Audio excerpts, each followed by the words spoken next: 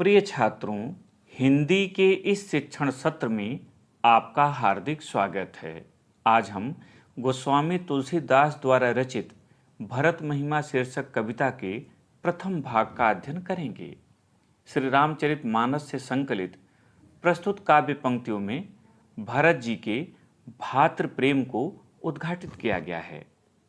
आज जहाँ समाज में रिश्तों की डोर टूटने के कगार पर है, वहीं श्री रामचरितमानस का यह प्रसंग मन मयूर को नृत्य करने के लिए बाध्य कर देता है। यह न केवल रिश्तों को जोड़ता है, वरन भाई भाई के प्रेम का ऐसा आदर्श प्रस्तुत करता है जिस पर चलकर आज भी समाज राम राज्य की परिकल्पना को साकार कर सकता है। दोहा चौपाई शैली में रचित श्री रामचरितमानस से भरत महिमा शीर्षक के अंतर्गत कुल 10 दोहे पाठ्यक्रम में सम्मिलित हैं, जिन्हें 10 भागों में प्रस्तुत किया जाएगा। आज का छंद देखें।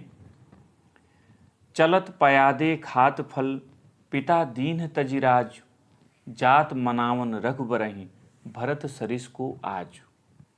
संदर्भ प्रस्तुत सुललित सारगर्भित एवं मार्मिक काव्य पंक्तियाँ हमारी पाठ्यपुस्तक सामान्य हिंदी के काव्य खंड के अंतर्गत भरत महिमा शीर्षक कविता से अवतरित हैं। इसके रचयिता राम भक्त की मंदाकिनी से जनमानस को पावन करने वाले गोस्वामी तुलसीदास जी हैं और यह उनके प्रसिद्ध महाकाव्य श्री रामचरितमानस से संकलित है। प्रसंग प्रस्तुत पंक्तियों में भरत जी अपने भाई शत्रुघ्न और अयोध्या वासियों के साथ वन से श्री राम को वापस लौटा लाने के लिए पैदल ही चले जा रहे हैं। वन पथ पर पड़ने वाले गांवों की स्त्रियां उन्हें देखकर अपने भाग्य की सराहना करती हैं। इन्हीं भावों का सुंदर चित्रण किया गया है। कठिन शब्दों का अर्थ और व्याख्या एक साथ देखें। पयादे, पयादे माने पैदल, तज माने त्याग कर, राज माने राज्य, मनावन मनाने के लिए, रघुबर माने श्री राम, सरिस समान। व्याख्या देखें। गोस्वामी तुलसीदास जी कहते हैं कि भरत जी अपने भाई शत्रुघ्न के साथ श्री राम को लौटाने के लिए पूरे अयोध्या के समाज के साथ वन पथ पर चले जा रहे हैं।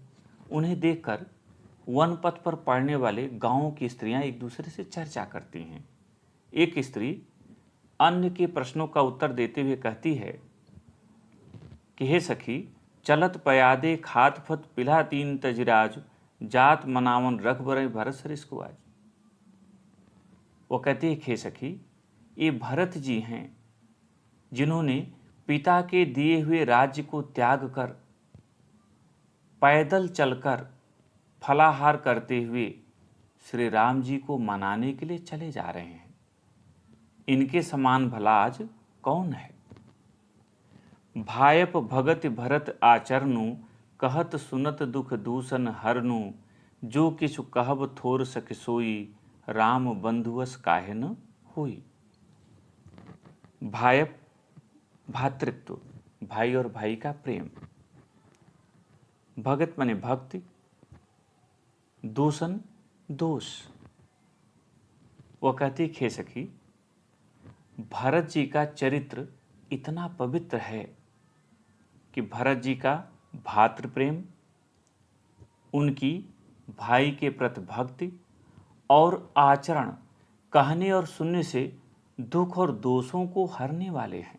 अर्थात भरत जी के भातृ प्रेम, उनकी भक्ति और उनके आचरण को कहने सुनने से दुख और दोष दूर हो जाते हैं। जो कुछ कहब थोर सके सोई, थोर माने थोड़ा, अल्प। वह कहती है सखी, मैं जो कुछ कहूँगी भारत के संबंध में वह कम ही होगा, वह थोड़ा ही होगा। राम बंधुवस काहे न हुई। गुणागार श्री राम का भरत जैसा भाई क्यों न हो। अर्थात श्री राम जो गुणों की खान हैं, उनका भाई भरत भी उनसे कम कैसे होगा। अर्थात श्री राम की जिस पे कृपा होगी वह कम कैसे होगा। इसलिए भरत के समान संसार में कोई दूसरा नहीं है। हम सब सानुज भरतहि देखे, भैन धन्य जुबती जन लेखे, सुनिगुण देख दशा पछताहि, कैकई जननी जोग सुत नाही। हम सब सानुज, सानुज माने छोटे भाई शत्रुघ्न सहित, जुबती माने युवती, जोग माने योग्य।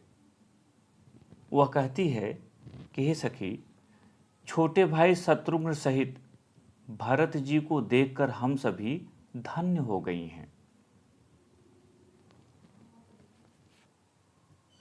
हमने भरत जी का जो दर्शन कर लिया, छोटे भाई भरत जी का, छोटे भाई के सहित भरत जी का जो दर्शन कर लिया, उससे हम धन्य स्त्रियों की गिनती में आ गई हैं। इस प्रकार भरत जी के गुण सुनकर और उनकी दशा देखकर अन्य स्त्रियां पछताने लगती हैं और कहती हैं, यह पुत्र कैकेयी जैसी माता के योग्य नहीं है। सुत मने पुत्र। को कह दूषण रानीन नाहिन, विधि सब कीन हमय जो दाहिन, कह हम लोक वेद विधहीनी, लघुति कुल करतूत मलिन।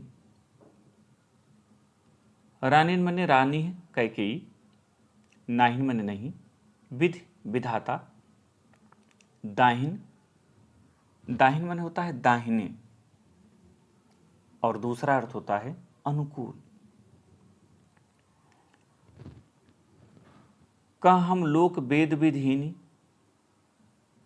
हीनी मने रहित, लघु तीय, तीय मने स्त्री, करतूत कर्म, कृत्य, मलिनी मलिन तुच्छ। व्याख्या देखें।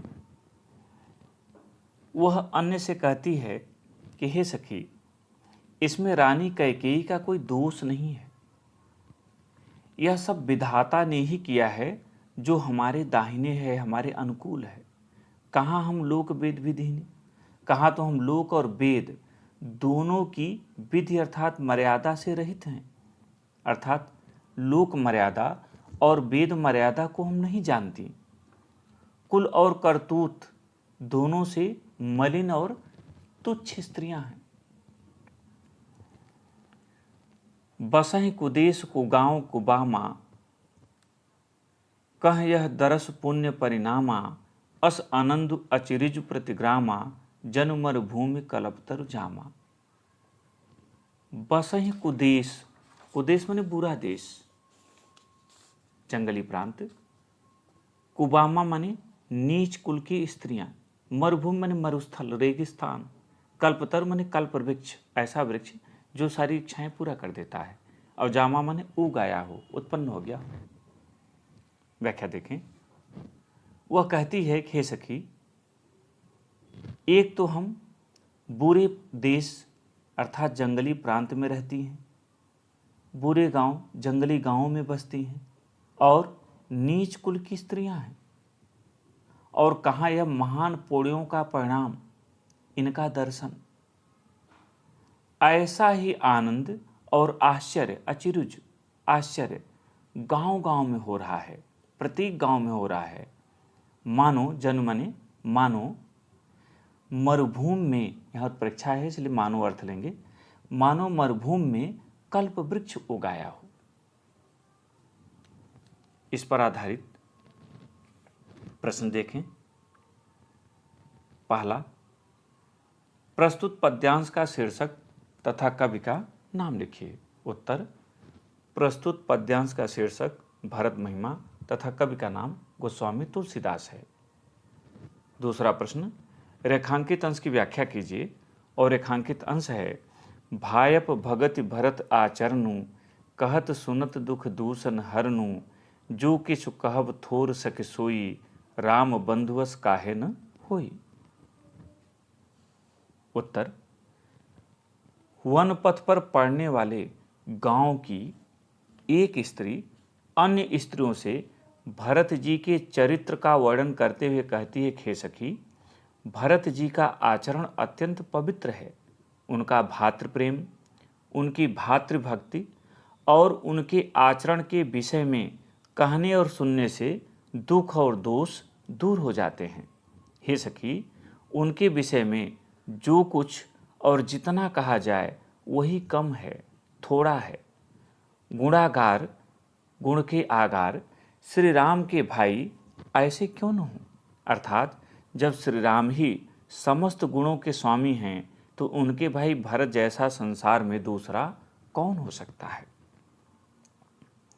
तीसरा प्रश्न देखें, वनवासिनी स्त्रियां स्वयं को सौभाग्यशाली क्यों मान रही हैं? उत्तर, वनवासिनी स्त्रियां स्वयं को भाग्यशाली मान रही हैं, सौभाग्यशाली मान रही हैं, क्योंकि उन्होंने छोटे भाई शत्रुघ्न सहित भरत जी के दर्शन कर लिए हैं। चौथा प्रश्न, गांव की स्त्रियों के अनुसार श्री राम के वनगमन का क्या कारण है? उत्तर, गांव की स्त्रियों के अनुसार श्री राम के वनगमन का कारण विधाता हैं। उन्होंने ही कैकेयी के माध्यम से यह सब कार्य कराया है।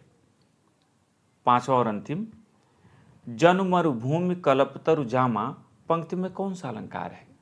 उत्तर, जनु मरुभूमि कल्पतरु जामा पंक्ति में उत्प्रेक्षा अलंकार है, क्योंकि उत्प्रेक्षा के सूचक जनु जानो जानहु मन मानो मानहु में से यहाँ जनुवाचक शब्द आया है। प्रिय छात्रों, मुझे उम्मीद है कि आपको यह भाग समझ में आ गया होगा। प्रश्नोत्तर को अपनी उत्तर पुस्तिका में लिखें और स्मरण करें। बहुत बहुत धन्यवाद।